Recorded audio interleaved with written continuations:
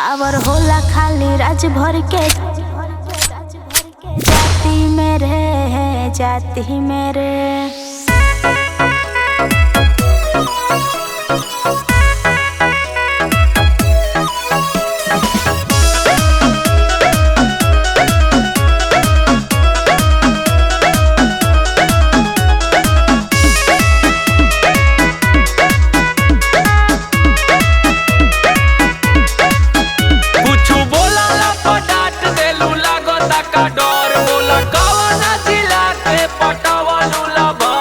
अरे बोला के बात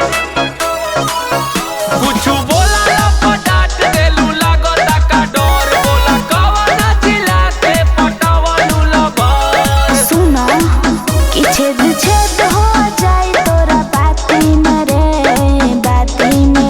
मारी सिक्सर के 6 गोली छाती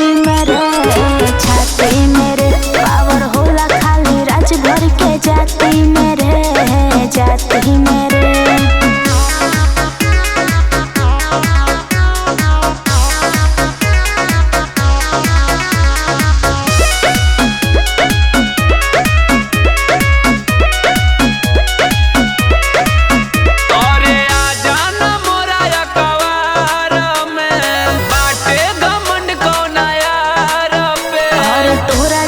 हीरो के बना देले जीरो आ जइबे बाबू सुधारे में। अच्छा इतना दम बा? हाँ हो।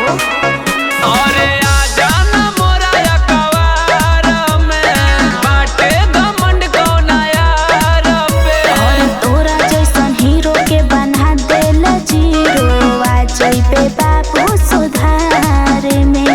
और सुन कबो भेंट करके देखो दिन राती मेरे मारी सिक्सर के 6 गोली छाती मेरे पावर होला खाली राज भर के जाति मेरे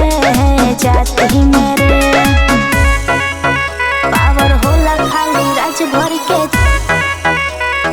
जाति मेरे।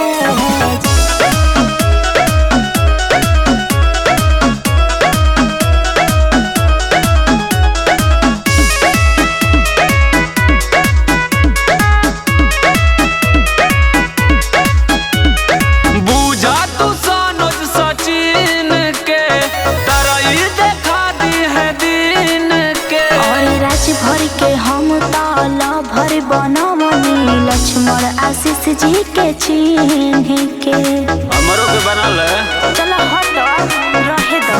बुझा तू सनज सचिन के तरई देखा दी है दिन के। और राज भर के हम ताला भर बनवनी लक्ष्मण आशीष जी के चिन्ह के। बुझले देखले है इतिहास मारी सिक्सर के 6 गोली छाती मेरे पावर होला खाली राज भर के जाति मेरे